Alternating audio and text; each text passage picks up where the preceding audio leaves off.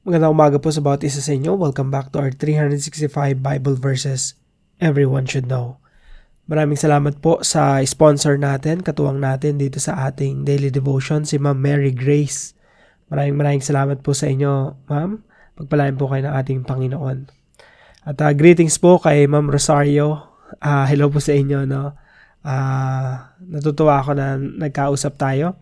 And then kay Jean, Dina, Virgie, Maria, Jerry, and Yang. So tuloy po natin yung ating discussion po, talakayan po patungkol po sa God's perfect timing. Now, yung Diyos po ay hindi natin inilalagay sa sarili nating timeline. Hindi rin natin binibigyan ng deadline ng Diyos na, Lord, gawin mo to, gawin mo yan within this time frame. Let's say, Lord, kailangan this year umunlad ako sa buhay. Pag hindi, ibig sabihin, hindi ka nagwo-work, no? God doesn't work, Christianity doesn't work.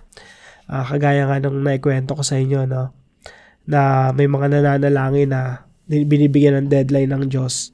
At pag hindi natupad yon, ang conclusion nila, walang Diyos na nakinig sa kanila. Now, tandaan natin, ang Diyos hindi natin inilalagay sa sarili nating timeline. Kasi po yung Diyos, meron siyang sariling timeline. Meron siyang sariling perfect time. At kumikilos ang Diyos ayon sa kanyang karunungan, ayon sa kanyang kaalaman, within His own time frame na sineset. Now, yung verse po natin ngayong umaga ay matatagpuan po sa Psalm 38:21-22. Ito po ay salmo ni Haring David. Sabi niya po rito, Lord, do not forsake me. Do not be far from me, my God. Come quickly to my help, or to help me, my Lord and my Savior. Sa Tagalog po, O Panginoon, wag mo akong pabayaan. O Diyos ko, wag mo akong layuan. Magmadali kang ako'y tulungan.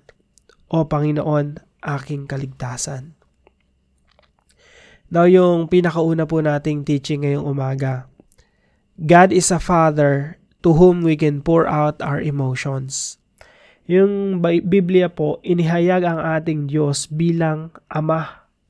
God is our Father. At pwede nating ibuhos talaga yung emotion natin sa ating Diyos. Now, dito po sa Psalm chapter 38, si David po, binubuhos niya talaga yung emotion niya. Alam niyo po, napakaganda po niyang term na pouring out your emotion. Kasi minsan yung puso natin punong-puno ng kabagabagan, no, worries, punong-puno ng mga alalahanin, punong-puno ng anxiety, no? Yung isipan natin, anxious, maraming gumugulo sa isip natin, ang bigat-bigat ng balikat natin, ang daming nakaatang, nakapasan sa atin. Kaya napakaganda ng salitang pouring out Ibig sabihin, lahat ng dala-dala mo, ibibigay mo sa Panginoon. You will pour out yourself, your emotion, your feelings, lahat ng yon ibibigay mo sa Panginoon, ibinubuhos mo sa Panginoon. At yung Diyos po natin, siya yung Ama natin na nasa langit na nakikinig sa atin, na pwede talaga nating paglabasan ng sama ng loob, pagsabihan ng lahat ng ating nararamdaman. Now, si David po rito sa Psalm 38, meron po siyang nagawang pagkakamali sa Diyos. Kaya ang sabi niya rito sa unang panalangin niya, no? O Panginoon, sa pagkagalit mo ay wag mo akong sawayin. So parang isang bata, no, na pag nagalit ka kasi sa isang bata, pwedeng sawayin mo ng may palo Pero sabi ni David, Lord, pag nagalit kayo sa akin, wag niyo po akong sawayin ng may palo. Sawayin niyo po ako ng punong-puno ng pag-ibig na walang palo hanggat maaari. So, ni sa iyong pagkapuot ay wag mo akong supilin. So, si David rito may nagawa siyang pagkakamali. I'm not sure kung ano yung exactly, hindi nakasaad dito. Pero sinasabi niya, Lord, wag kang mapuot sa akin. Walang kaginhawaan sa aking laman dahil sa iyong kapuotan. Ang feeling ni David, galit na galit sa kanya yung Diyos, no? Sa kanyang ginawang pagkakamali. Now, si David rito naglalabas ng emotion niya sa Diyos. Sabi niya, walang kalusugan sa aking mga buto dahil sa aking kasalanan. Sapagkat ang mga kasamaan ko ay nakarating sa ibabaw ng aking ulo. Ang mga iyon ay gaya ng isang pasan na napakabigat para sa akin. Sabi niya, ang aking mga sugat ay mabaho at nagnanana. Hindi ko alam kung literal to o maybe figurative, dahil sa aking kahangalan. Nanghihina ako at bugbog ako. Panginoon, lahat ng aking inaasam ay batid mo, ang aking hinagpis ay hindi lingid sa iyo. Yung mga kaibigan ko, mga tao, mga kamag-anakan ko, tinalikuran na ako, no? Wala na nagmamalasakit sa akin. Yung mga nagtatangka sa aking buhay, naglalagay ng kanilang mga bitag. So maraming mga nagtatangka sa buhay ni David. So sabi niya sa verse 15, ngunit sa iyo ako naghihintay, Panginoon. Ikaw, o Panginoon, kung Diyos ang siyang tutugon sa aking mga panalangin. And then, sabi niya dito sa huli, ito yung talata natin, no? O Panginoon, wag mo akong pabayaan. Kahit na nagkasala ako sa inyo, Panginoon, wag niyo po akong pabayaan. Wag niyo po akong layuan. Magmadali kang ako'y tulungan, o Panginoon, aking kaligtasan. So, God is our Father to whom we can pour out our emotions. Very emotional po itong Psalm 38 na binubuhos talaga ni David. Lahat ng kanyang nararamdaman, yung mga prayer request niya, yung mga panganib na kanyang mga impending danger na kanyang sinusuong dinadaanan. So tayo po, when was the last time na binuhos talaga natin yung ating sarili sa panalangin? Kaya maganda rin na tayo po magkaroon tayo ng talagang time na kausapin natin si Lord, masinsinan. Umiyak ka sa Panginoon kung may dapat kang iiyak, buhos mo yung sarili mo sa Kanya. Lahat ng mga prayer request mo, actually napakadami talaga nating dapat ipanalangin. Lahat yun ibuhos mo sa panalangin. God is our Father to whom we can pour out our emotions. Number 2, we can ask God to hasten His answers to our prayers. Pwede pala na madaliin ng Diyos. Sabi mo sa Kanya, Lord, please, bigay niyo raw po yung sagot sa aking mga panalangin. Sabi niya po rito sa verse 22, come quickly to help me. Magmadali kang ako'y tulungan, o Panginoon, aking kaligtasan. So sa panalangin, pwede pa na nating sabihin yun, Lord, sagutin niyo na po yung panalangin ko. Let's say, ang panalangin mo sa Panginoon, Lord, tulungan niyo po yung pamilya ko. Hindi ko na po nabibigay lahat ng pangailangan, mga basic needs ng mga anak ko, ng pamilya ko. Lord, kung po pwede lang po, magmadali po kayo na tulungan ako. Pwede po natin ipag-pray yun. We can ask God to hasten His answers to our prayers. Now, of course, yung panalangin natin na minamadali natin si Lord, it's just an expression of our feelings, our emotions. Pero hindi ibig sabihin na ito, inuutusan natin yung Diyos na gawin mo to, gawin mo yan. Dalian mo. Hindi ganun po. It's a request. It's an honest plea na talagang humihingi ka ng habag sa Panginoon. No? Now, kahit na pwede nating madaliin yung Diyos sa ating panalangin because of, or being honest to God, tandaan pa rin natin na God's timing is always perfect. Yung timing ng Diyos, laging perfect. Hindi yan maaga, hindi yan late, hindi yan huli. Laging perfect timing ng Diyos. Laging tumpak, no? Hindi napapaaga ang Diyos, hindi rin nahuhuli. God's timing is never too late and never too early.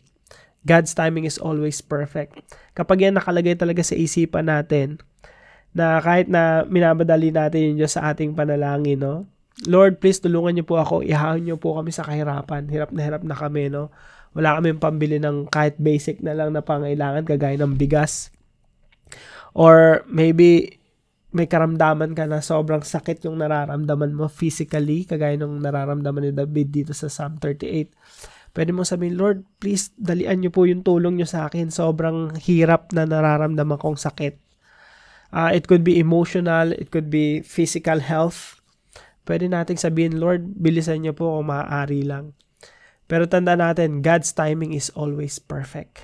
Yung rescue ng Diyos, yung tulong ng Diyos, laging sakto, no? Laging nasa oras. Now, ano po yung application natin sa mga katotohanan ito? Number 1 po, let's set a prayer time where you can pour out your emotions to God. Now, magandang tanong nga kailan ba tayo huling nanalangin na talagang binubuhos natin yung ating sarili sa panalangin habang kausap natin ang Diyos? Kung matagal nang nangyari yon, now is the time to set a schedule. You have to schedule a prayer time. Kung pwede lang, no, kung available, kung may time ka, wala kang pasok, go to Prayer Mountain, spend time there, 1 day, 2 days, or 3 days. Ang gagawin mo lang talaga, magbasa ng Biblia at manalangin. Ibubuhos mo lang talaga yung sarili mo sa Diyos. So set a prayer time where you can pour out your emotions to God. Pag sinulat niyo po yung mga prayer requests niyo, napakarami niyan actually. Sa family, sa finances, sa relationship, sa mga friends, special prayer request. Ako kasama sa mga pinagpe-pray ko, mga kaibigan ko ng mga singles na hindi pa nakakatagpo ng right partner for them. Sinasama ko yon. Sinasama ko yung mga churchmates ko, sinasama ko yung church ko, ang dami kong prayer request, prayer list. Ang sarap sa pakiramdam na lahat yun na ibuhos mo sa panalangin, no? Pati yung concerns ko sa mga kapatid ko, sa lahat, madami. Kasi madami. Ang sarap kasi ng pakiramdam pag naibuhos mo lahat sa Panginoon. Yung emotion mo, yung laman ng puso't isipan mo. So sa atin po, encouragement ko po sa inyo, no? Set a prayer time where you can pour out everything to God. And number 2 po, be ready to glorify God when God responds quickly. May mga prayers po tayo na sasagutin talaga ng Diyos immediately. May mga prayers tayo na ang bilis ng sagot ng Panginoon. Now we have to be ready. Be ready for what? We need to be ready to glorify God. Yung mabilis tayong ipagmalaki yung Diyos, mabilis tayong ipagmalaki yung sagot ng Diyos sa ating mga panalangin. Yung nag-glorify, naluluwalhati ang Diyos sa kada sagot niya sa ating mga panalangin. Yung pinagmamalaki natin, itinatanyag na talaga natin, tinataas natin yung pangalan ng Diyos. Hindi po sarili natin, kundi yung pangalan ng Diyos every time na tumatanggap tayo ng sagot sa ating mga panalangin. Now, yung devotion natin ng nakaraan, no? God makes everything beautiful in His time. Ibig sabihin, ang Diyos talaga kumikilos at ginagawa niyang maganda lahat ng bagay sa kanyang kapanahunan. Now, yung Diyos po, pwedeng ngayon na niyang gawin yun eh. Pwedeng yung beautiful, yung salitang beautiful, gawin niya sa buhay mo ngayon eh. Kung meron ang prayer request na, Lord, sana po gumanda po yung kalagayan ko ngayon. Sobrang naghihinagpis po ako, tulungan niyo po ako. This time could be the perfect time for you. Now, the question is, are you ready to receive that? Are you ready to receive God's answer to your prayers? Kasi sa Diyos, walang problema eh. Kung sagutin ka niya ngayon eh, immediately eh. Walang problema sa Diyos eh. Kayang-kaya niyang gawin yun. The question is, are we ready to give back the glory to God? Are we ready to glorify God whenever we receive something from God? When we receive God's answers to our prayers? So ito po yung application natin. Be ready to glorify God when God responds to you quickly. Number 3 po, wait on God because He makes all things beautiful in His time. Now, hindi po natin inuutusan ng Diyos na magmadali sa sagot niya sa ating mga panalangin. Ina-acknowledge po natin na may pananampalataya, pagtitiwala sa Diyos, na yung perfect time talaga ang Diyos ang nagdidesisyon nun. Kaya may mga bagay tayong pinagpipray na pag minadali natin on our own terms, pangit yung kakalabasan. Kaya talagang pinagkakatiwala natin sa Diyos na siya yung kikilos mismo in His own time. Because God's own time is the perfect time. Kaya po inaantay natin na we wait on God because He makes all things beautiful in His time. Kaya sabi ni David, kahit na ang dami niyang mga prayer request dito, sabi niya, ngunit sa iyo ako naghihintay, O Panginoon. Ikaw, O Panginoon, kong Diyos ang siyang tutugon. Sa inyo ako nag-iintay, Panginoon. Kasi siya lang, ang Diyos lamang ang makagawa ng magagandang bagay, no, in His own time. So let's wait on God because He makes all things beautiful in His time. Para po sa ating discussion, when was the last time you pour out your emotions to God? And how did God respond to your prayers? So, sagutin po natin ito sa ating mga discussion group. And by the way, nag-start na kami kahapon, no? Monday. Mamaya ulit, 8 p.m.